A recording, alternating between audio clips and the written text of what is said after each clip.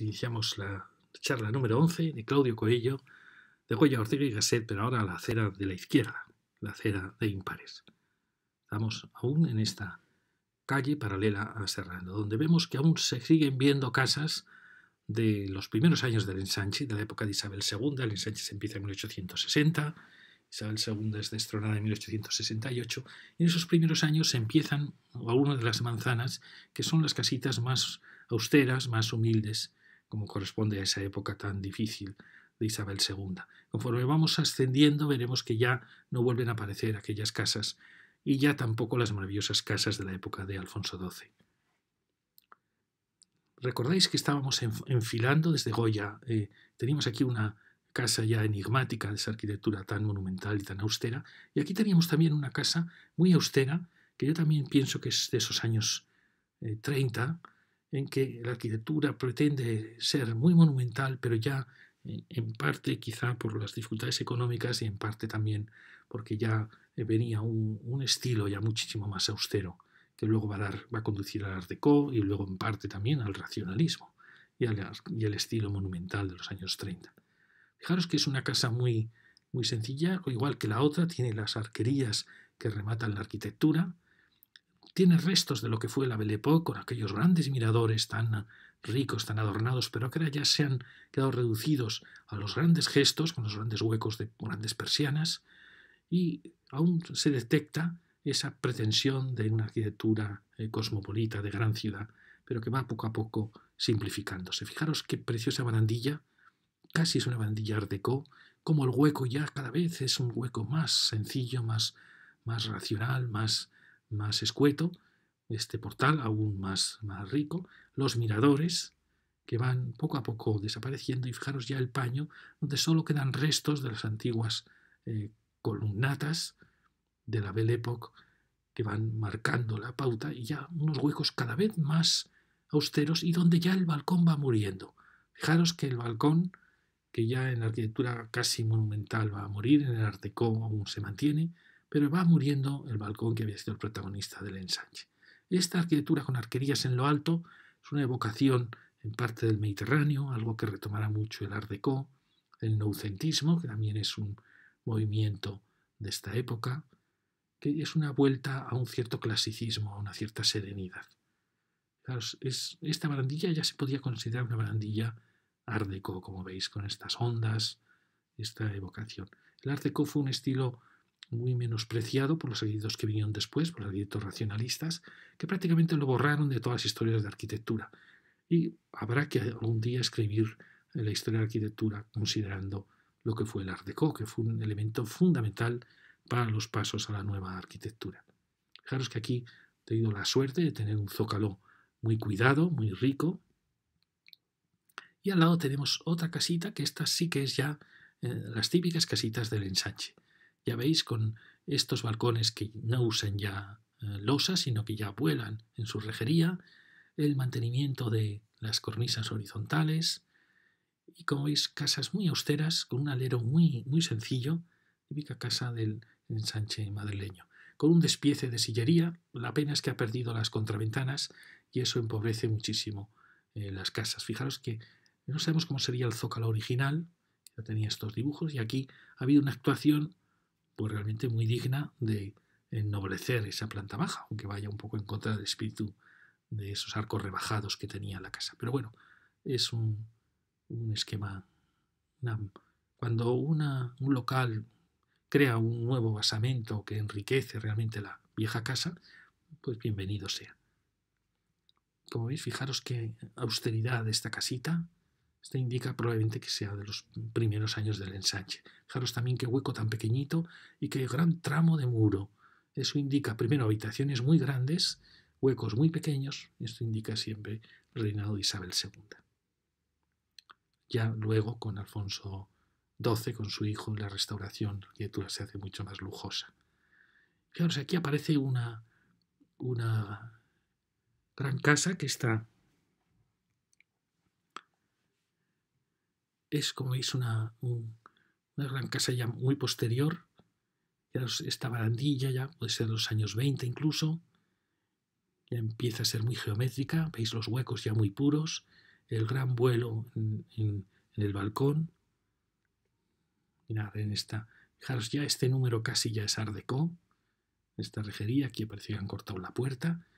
Y fijaros esta secuencia con el gran elemento horizontal, por supuesto ya en hormigón, donde aún van quedando estas ménsulas, herencia de la Belle Époque, contraventanas de chapa, típico ya de la época de Alfonso XIII.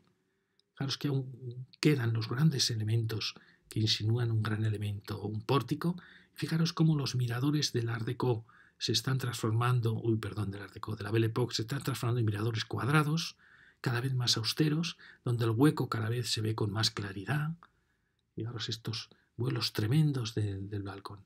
Es una casa de transición hacia soluciones que ya casi serán de racionalistas en el futuro, ¿no? Los grandes vuelos de los balcones. Claro, como este mirador ya no es ya el viejo mirador de hierro y cristal, y tampoco es el mirador de la Belle Époque tan macizo, tan adornado, tan lujoso. Ya es una situación intermedia, ¿no? Hay una pugna entre el vidrio y el acero y el elemento macizo. Es una casa con una gran presencia. Esto es muy típico de estos años, que es la creación de grandes paños rodeados por el balcón y por los dos miradores que culminan en torreones. Al lado tenemos una casa más correspondiente a estos años ya, más donde aparece un ladrillo, ya no es el ladrillo rojo tan cuidado, el ladrillo aplantillado. Ya es una arquitectura que en cierta manera no se daba cuenta que estaba actuando en el ensanche. Actúa como si actuase en un barrio de nueva creación y tiene sus valores, sus elementos de contraste entre el balcón y el volumen, pero creemos que no. Fijaros, hay contrastes bonitos aquí, pero da la impresión que no se ha dado cuenta de en qué barrio estaba actuando, ¿no? Claro, es que es bonito el despiece con tizones y sogas que le da una vibración al muro, pero ya es el hueco que tiene este elemento muy bonito de marcar la persiana, es decir, tiene elementos interesantes, esa cornisa final que ata la fachada, el juego en la propia barandilla de la terraza con estas jardineras, pero ya son otros materiales, es otra escala, ya es muy difícil coordinar con la arquitectura del ensanche. Fijaros, pienso yo que lo hace mejor esa arquitectura, que a veces es anterior, de los 60, que por lo menos usa materiales muy nobles, mantiene la horizontal de las casitas del... Bueno, aunque también es una arquitectura muy brutal, ¿no? Pero pienso que se integra mejor que esta tan sincera con los paños de ladrillo visto tan largos. Claro, esta es la secuencia que hemos visto, esta gran casa, esta época de transición, que veis ocupa muchísimo espacio. Las casas más... Esta casa hemos visto en los años 20, que destacan por tener mucha articulación interior, mucho juego de patios, y esta casa ya más moderna. Y aquí tenéis, fijaros, esa casa tan ordenada, tan elegante de las terrazas que comentábamos antes. Y aquí tenemos una casa que hay discrepancia entre los críticos. La mayoría en general opinan, esta es la casa donde estaba el Teatro Beatriz, donde Lorca estrenó Bodas de Sangre en el año 33, y que hay quien la asocia a Secundino Zuazo, pero creemos que es más fiable el arquitecto Eduardo Lozano, en el año 23 y 25. Fijaros, es una casita que hemos visto al hablar de la calle Hermosilla, una casa que tiene, fijaros, tiene una secuencia de miradores como hemos visto antes, pero aquí hay una continuidad total de los huecos. El hueco va atravesándolo todo, continuándolo todo. Es decir, el mirador se perfora en 3 huecos, en estos huecos laterales, como vemos, año 23. Muy cercana ya de lo que es el Art Déco, como son esas decoraciones que tenía el antiguo Teatro Beatriz. Estas decoraciones ya están muy cercanas al Art Déco. También la rejería, bueno, esta simplificación, esto aún no, pero bueno, estas ménsulas ya podrían ser casi ya Art Déco, y parte de estas barandillas, sin ninguna duda. Es decir, como veis, es esa arquitectura que para mí me resulta tan difícil de clasificar, porque tiene elementos de la gran arquitectura de la Belle Époque, tiene después arquitectura esta cosmopolita de las grandes ciudades, pero a la vez tiene ya una cierta pobreza en el diseño de los huecos, la carencia de decoración. Es una época un tanto triste, con huecos muy verticales, heredados un poco del mundo vienés, del mundo de Centro Europa, y con elementos típicos, ¿no? Pues esa coronación, es decir, una arquitectura muy interesante, pero que ya empieza un poco a estar acartonada. No tiene la suavidad, la sensualidad de la Belle Époque, como esos edificios que veíamos en Serrano. Y al lado tenemos otro gran edificio, fijaros que una puerta muy bonita, con unas gigantescas ménsulas también de estos años a partir de 1900, 1910, 1920. Gigantescas ménsulas con esta gran planta baja y entrepiso, y con estas impresionantes, como veis, secuencia de paño, que recuerda mucho a la casa anterior. ¿Veis? En el mismo tratamiento del gran balcón, los balcones corridos, esta tiene las pilastras y la coronación, y los torreones que aparecen en la parte superior. Y en estas casas, el número 51 es considerada que es de Secundino Zuazo, del año 1925. Secundino Zuazo es el arquitecto que hizo luego Nuevos Ministerios, que hizo la Casa de las Flores, la Casa de Serrano II, que la vimos en la primera lección. Es un gran arquitecto español que, en cierta manera, es un arquitecto pre-racionalista. Ha sido muy valorado por la Casa de las Flores, pero yo creo que realmente él nunca dejó de ser un arquitecto clásico. Un arquitecto no solo clásico, sino apoyado a veces en el folclore, la arquitectura popular española. Suya es Correos de Santander, Correos de Bilbao. Investigó mucho el ladrillo para las Casas de las Flores, las galerías de las casas de las corralas madrileñas. Entonces, aunque se le ha presentado como un precursor del racionalismo, él realmente tenía mucho de clasicismo. Sí que es un clasicismo muy cercano al Art Déco, muy simplificado, que está buscando nuevas vías. Pero yo creo que sinceramente el paso al racionalismo no lo llegó a dar. Nuevos Ministerios es una de sus obras más importantes. Se piensa que él lo habría dibujado menos clásico que lo que luego acabó, pero realmente es un edificio fantástico, muy abstracto en ese sentido. Y él era un arquitecto clásico, ya lo estamos viendo aquí. Aquí vemos cómo esta casa de Secundino Zuazo, cómo ha avanzado muchísimo en la manzana. Lo sabemos, en general estas casas de los años 20 han avanzado muchísimo, o sea, casas con una enorme densidad. Por supuesto, densidad muy superior a las casas, como veis, del primitivo ensanche, que respetaron las alineaciones. Aquí no sabemos por qué, si la parcela realmente no estaba claro, si se respetaba el patio de manzana o no, pero veis que todas la han respetado menos esta. Y esto es un problema, porque claro, es una ruptura de un espacio que, veis, podría recuperarse aquí aún un jardín para alegrar todas las viviendas interiores que hay en esta manzana. Y ahora viene una actuación muy, muy, muy austera, que se ve que quiere dialogar con la tradición de los balcones del barrio de Salamanca, pero con tantísima dureza, con tantísima abstracción, que realmente echamos en falta un poco más de humanidad. Echamos en falta contraventanas, echamos en falta que el balcón realmente pueda uno asomarse. Es una arquitectura excesivamente dura. Y fijaros que está hecha con cariño, ya se ve, ¿no? Sus materiales, los ritmos, los huecos, pero le está faltando un poco de alegría, diríamos. ¿No veis? Ese recerco final. Tiene elementos de interés, pero ¿veis? Un paño así, claro, realmente no tiene la riqueza que tiene la arquitectura antigua. También los huecos son demasiado bajos. Está faltando un poquito de generosidad respecto. Fijaros, señores, que han pasado más de 150 años y al final este hueco es que es mejor, es que esta habitación es mejor. Entonces no podemos, en base a la abstracción. Entonces, ¿qué está pasando? Siempre que la arquitectura moderna trata de dialogar con un barrio antiguo, con la arquitectura antigua, de cierta manera cae en una trampa. Fijaros que aquí ha logrado meter un piso más. Ya ahí tenemos un problema, porque esta arquitectura tiene una altura determinada.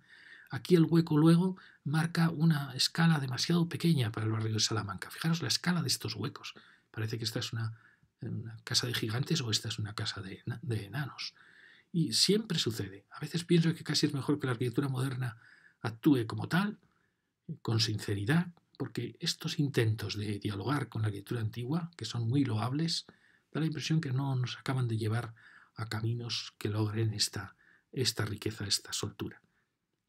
Fijaros, aquí está, es una actuación muy importante, fijaros, tiene elementos interesantes, y aquí en cambio tenemos esta casa mucho más tímida, pero, ¿veis? Es que si no, pasa lo que le pasaba a esta casita, ¿no? Se están creando calles excesivamente monótonas.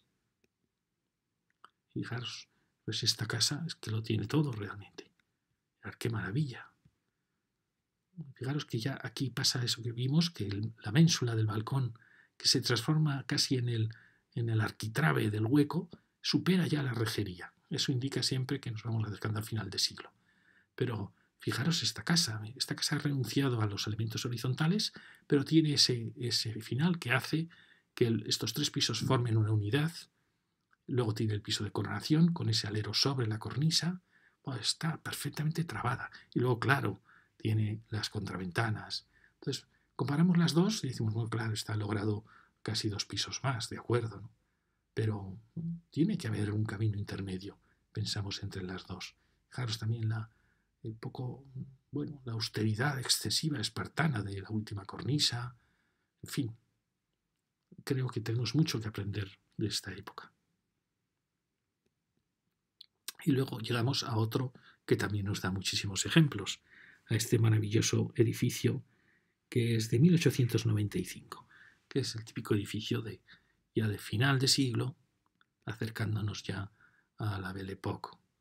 Fijaros que tiene, esto no sé si es original o es posterior, pero es un atrevimiento tremendo. Es decir, dentro de estas casas ya tenían estructura de metal, ¿no? Estructura de pilares de fundición, pero normalmente no lo mostraban al exterior. Aquí se ha atrevido a mostrarlo, no sé si es original, como digo, o es posterior, pero es maravilloso. O sea, cómo abre un gran escaparate. Es una arquitectura muy, muy valiente. Como veis, balcón ya corrido, lo que indica ya el final de siglo. Fijaros, esto lo hemos visto en algunas otras casas, el atreverse a jugar con ventanas pequeñas flanqueando los huecos unidos ya por balcones corridos. Todo esto indica ya final de siglo. Y quizá, bueno, más que, sí, podríamos decir Belle Époque, la Belle Époque se suele asociar un poquito después, pero es, como veis, una casa con muchos elementos venidos de París. Fijaros estos miradores tan fascinantes. ¡Qué miradores! Además, en esta curva, atreviéndose a realizar la curva, esta arquitectura tenía una soltura, una elegancia, incluso fijaros que el zócalo es al final muy pequeñito, el zócalo de granito. O sea, está hecha con materiales no lujosos, un ladrillo enlucido. Pero qué elegancia, ¿no? Qué elegancia de casa. Tenemos aquí dos casas perfectas. Y comparamos con la arquitectura moderna, pues realmente no hemos aprendido demasiado. Está claro que no. Y aquí tenemos, lo que decíamos antes, de esta posibilidad de recuperar un jardín interior en esta manzana. Aquí, quería mostrar a ver qué había antes ahí, dónde estaban esas dos casas, pero no lo he logrado saber. Y seguimos y tenemos otra casa también que parece que dialoga con la anterior por su soltura. Con estos balcones corridos, muy franceses, muy típicos de París. En París siempre hay un balcón horizontal en la planta primera y otro que va preparando ya el final de la casa. No sé si este remate es posterior, quizás sea un remate posterior, pero bueno, fijaros, de estas casas de Madrid que se atreven a hacer la curva, que no hay demasiadas. ¿Recordáis la primera de Serrano 1? Sí, era la primera que se atrevía a hacer aquel gran torreón. Luego vimos otra en Alcalá, veremos otras en Velázquez. Esta casa, perdonad, que hablamos antes en la calle Ayala, que no sabía yo, porque me extrañaba, era tan moderna el Zócalo era de los años 50, 60, pero sin embargo el resto era como muy atrevido. Pues ya he averiguado por qué, claro, porque es de Corrales y Molezún, del año 56. Por eso es tan atrevido, porque todos los que ellos hacían creaban asimetría, se atrevían a romper. Por eso a mí me despistó, pensé que era una casa actual sobre un zócalo de los años 50, y realmente es que es una casa de los años 50. Bueno, y aquí tenemos, como digo, esta otra preciosa casa. Fijaros, es curioso porque tiene un tono que en Madrid no suele darse, ¿no? Esta sillería con ese tono pardo, naranja, pues que es muy, como todo ahora el barrio de Salamanca se está tomando esos tonos blancos, que son muy bonitos y le dan mucha luz, pero se están perdiendo tonos más anaranjados, más pardos. Aquí fijaros que ha tenido una actuación en la planta baja que es muy bonita. Fijaros que se ve el zócalo, perdón, el zócalo de granito y luego tiene estos recercos rectangulares. Es muy bonita este zócalo. Y aquí tenemos, fijaros, los huecos tan serios, tan clásicos sobre esta gran cornisa. Es decir, está jugando a unir dos pisos. O sea, al final no está tan decorada. Los balcones y la rejería es extraordinaria. Y fijaros, este final tan elegante, comparado con este final tan tosco que tiene la casa de al lado. Una casa preciosa. Las contraventanas ayudan muchísimo, ya lo veis. Y aquí tenemos una casita más pobre, con estos elementos rústicos, con los balconcitos, este tapialzado. ¿Y qué le pasa? Le pasa pues que ha perdido las contraventanas. Y eso le da una cierta tristeza, también la oscuridad de las carpinterías. Y aquí tenemos otra casa, que como vemos también de esos años 20, casi 30, que veis es casas muy serias, con estos grandes elementos verticales, con esos grandes huecos, sin duda ya son casas de persiana, ya se ha olvidado la contraventana, son huecos ya muy horizontales, y ya está sin duda ya aquí la modernidad. Pero aún quedan muchos recuerdos de aquella gran época de las ciudades europeas. Ese es el juego de las pilastras, ya con huecos muy austeros, pero aún tienen sus pequeñas molduras, sus rejerías, que empiezan ya a ser muy modernas, ya son casi art déco, como veis, y este gesto, que nunca renuncian a los grandes gestos de los torreones de esta arquitectura, que alguien le llama arquitectura al gran hotel, arquitectura cosmopolita, pero ya estamos en épocas ya tras la Primera Guerra Mundial, es decir, ya Europa es esa época un poco confusa entre las dos guerras. Y luego llegamos a esta otra, aquí vemos de nuevo esto y esta casita con esa decoración, con este hotel, la decoración que ya se nos antoja quizá ya excesivamente clásica. Luego veis, ¿no? Las grandes pilastras, la cornisa, uniendo unos elementos. Fijaros que cuando la rejería es tan densa, eso indica ya siempre que estamos ya a finales de siglo, superado ya 1900. Una rejería demasiado densa, ¿no? Con muchísima presencia. Y luego llegamos a esta otra casa, que esta es una de esas casas que hemos hablado mucho de ellas, casas de los años 50, que aparecen por todo Madrid y que efectivamente en el barrio Salamanca chocan mucho, porque el barrio Salamanca es todo delicadeza y aquí ya aparece una arquitectura un poco más brutal, pero que es muy interesante. Fijaros el zócalo con esta piedra, con estas entradas casi de templo egipcio, preciosas, los huecos tan valientes, tan horizontales. Fijaros el dibujo del ladrillo, un ladrillo con la junta rehundida, jugando a tizones y sogas, ladrillo muy alargado, pero ya es una arquitectura más tosca en sus formas, más abstracta, que choca muchísimo con la arquitectura del barrio. Aún así tiene sus valores, estos grandes volúmenes abstractos, sus grandes huecos, estos aún tienen el recercado de piedra blanca, muy típico de esta arquitectura que procede de un mundo mediterráneo, de un mundo de cierta manera surrealista, metafísico, que buscaba los contrastes, lo he dicho muchas veces, piedra blanca, ladrillo rojo, cielo azul. Fijaros que aún tiene esos recuerdos de las pequeñas ménsulas rematando para los mástiles. Y bueno, y el elemento de la terraza con este tema tan bonito, de la losa que asoma blanca, aunque hayan sido cerradas sus terrazas. Es una arquitectura muy interesante, pero que efectivamente el barrio Salamanca sorprende, quizá porque estamos también ya acostumbrados a verlo en todos los barrios de Madrid. Aquí la persiana es blanca, antes era de Madrid. Fijaros la puerta tan bonita. Es curioso que tiene dos portales y es muy bonito. Ahora esto está de nuevo muy de moda. Están edificios a gran escala, esto recerca todas las terrazas, las fachadas de las casas. Aquí era un elemento clásico, pero a la vez de una gran modernidad, muy abstracto. Aquí tenemos otra casa muy, muy austera, quizá demasiado austera, es casi el nihilismo, pero a la vez tiene mucha fuerza, primero por el color, luego los grandes huecos, ¿no? Casi una casa minimalista en aquellos años. Y al lado tenemos una casa, aquí tenemos el portal, y al lado tenemos una casa muy interesante que ha tratado de dialogar con muchos elementos. Por un lado, ha tratado de dialogar con los huecos verticales del barrio de Salamanca, dentro de un esquema en que marca las horizontales. Ha tratado de crear una transparencia entre el hueco y el hueco posterior, es decir, como si toda la casa fuera un mirador. Entonces es de alabar tanto esfuerzo, aunque al final el resultado, quizá por culpa de los inquilinos, no sé si son oficinas o son viviendas, que no han acabado de llenar esto de vida o de flores o de sillas o de mesas. Por eso resulta un poco fallido el experimento, pero está muy cuidado.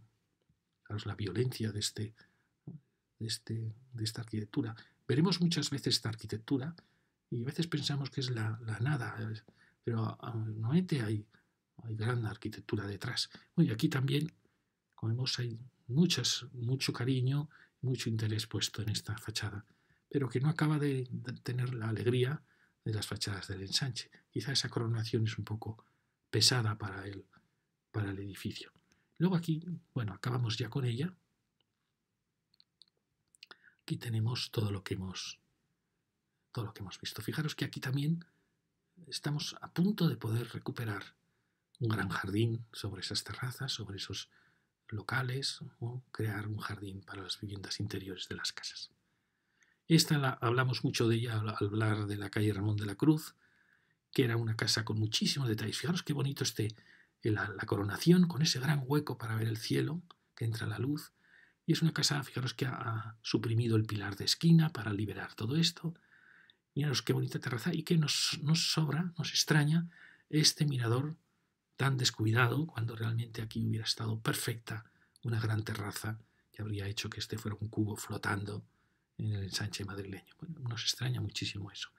Y ya vimos lo bonito que era todo este elemento. Fijaros qué bonito, como este entrepiso, todo él en piedra, choca contra esta preciosa techo de madera y ese maravilloso portal. Fijaros qué bonito y por qué luego, con estos matices tan bonitos de la pequeña sombra, de la horizontal, de la barandilla, bueno, ¿por qué luego se olvida? Creemos que ahí ha habido una transformación. Al lado tenemos una casa interesante, pero que ha tenido, como veis, un zócalo excesivo. Ha roto un poco la línea de estas casas anteriores en parte a ella, y eso hace que quede un poco desproporcionada. Fijaros, es una casa que tiene su interés con esta gran ventana casi veneciana, corrida, pero que queda un poco desproporcionada primero por el vuelo excesivo de sus compañeras y luego porque ella misma ha quedado empequeñecida por la aparición de este zócalo tan alto. Si esta casa hubiera nacido a partir de aquí, pues ya estaría equilibrada con sus compañeras. Aún así es una casa interesante por la rotundidad como veis, de ese hueco y por los materiales que utiliza.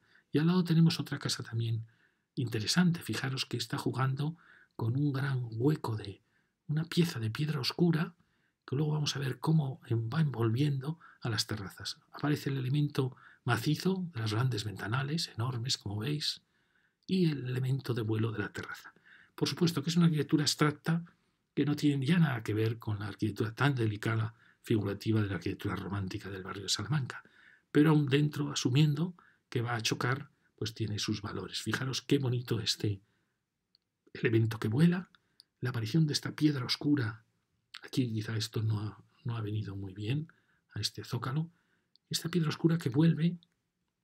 Y fijaros que aquí aparece una nueva piedra, un granito, que va en choque con la piedra blanca, va marcando el vuelo de lo que eran terrazas, que en parte al haber desaparecido se pierde ese efecto de la arquitectura. ¿Lo veis? Ese elemento. Fijaros aquí, si hubiéramos podido tener una secuencia de casas con un cierto interés. ¿Veis? Qué bonito cómo sube la piedra negra envolviendo al elemento ligero que muerde contra ella, y al morder hace que ella se recorte y aparece esta ventana con ese elemento que tiene encima, que no sé bien qué es. Fijaros que es muy interesante, como juego casi de volúmenes abstractos. Alguien puede decir, claro, un juego de volúmenes abstractos tan bruscos en este barrio, comparado con esta arquitectura, pues sí, efectivamente. Pero bueno, dentro de ello es una casa muy interesante, tan interesante como la de la esquina que habíamos visto. Y aquí tenemos esta otra casa de estos años confusos, en que ya, como veis, casi esta barandilla es modernista. El modernismo también es un estilo un poco que está en una transición, ¿no? Se rebela contra la Belle Époque, pero no logra crear una arquitectura de peso, excepto en Gaudí. Tengo esta gran casa y la otra, que también son estos años un tanto confusos. Veis elementos más folclóricos, barrocos, las columnatas, pero rotas por un balcón, el torreón. Bueno, me resulta muy difícil escribir esta arquitectura. Y aquí aparece otra pieza, ya veis, como veis, vuelve a aparecer este ladrillo, que en el barrio Salamanca ya empieza a ser considerado como un ladrillo más tosco. Veis el mismo detalle muy bonito de la entrada y el gran vuelo, la pieza de vuelo, que ¿veis? Tenía muchos elementos hechos con mucho cariño, antepecho, el pasamanos, la pieza de vidrio. ¿Veis? Es un portal muy bonito, eso indica que el arquitecto puso mucho cariño, pero ya es otro mundo, ya veis, es una arquitectura que incluso necesita más espacio, más amplitud. Las terrazas se han cerrado y eso le quita mucha gracia, pero esta arquitectura estaría perfecta en los nuevos ensanches de Madrid, no en este ensanche del 19. Fijaros que tiene elementos muy bonitos, grandes paños ciegos de donde va a surgir los elementos de vuelo. Al final es una arquitectura interesante, pero es su escala, el barrio en que aparece, que quizá no es apropiado tanto ya para ella. Y aquí aparece la última ya arquitectura. Fijaros, tiene un zócalo muy valiente. Mirad este zócalo. ¿Os acordáis cuando veíamos zócalos que se atreven a partir el hueco hasta dejarlo solo en una cornisa, que indica la gran soltura? Bueno, aquí tiene problemas con los canalones. Fijaros, estos impresionantes miradores, que son espacios al interior, son espacios fascinantes, porque a la vez están protegidos, son ya espacios casi interiores de la casa, pero a la vez están muy, muy abiertos. Esto es lo que yo llamo arquitectura la cosmopolita, arquitectura del Gran Hotel, arquitectura de la Belle Époque. Fijaros que se utilizaba todo, se utilizaba los grandes balaustres, los vuelos, fijaros los vuelos en que ya el balcón se está quedando hacia atrás. Fijaros ya la simplificación de la decoración en los paños entre miradores, y aún mantienen, como veis, pues la riqueza de contraventanas, y por supuesto los torreones. Son elementos comunes a toda esta época que crearon una arquitectura espléndida. Esta arquitectura es de 1890 y fue transformada en 1916. Es decir, que hay una casa antigua por detrás, por lo visto, y se le han añadido todos estos elementos de esa Belle Époque, de esos años felices antes de la Guerra Mundial. Y esta forma, maravilloso final. Fijaros, esta es ya la época de Alfonso XIII. Cuando veáis edificios así, a Alfonso XIII. Una época ya espléndida, de una gran riqueza, de un gran lujo, pero que al final va a tener la Primera Guerra Mundial, luego va a tener una época de revoluciones, la Revolución Soviética, la Revolución Nacionalsocialista, el fascismo, que van a acabar con todo este mundo ideal, van a acabar con la idea de Europa, de esta Europa que era uno de sus momentos quizá cumbres para esta burguesía, pero que a la vez había unas clases sociales muy empobrecidas.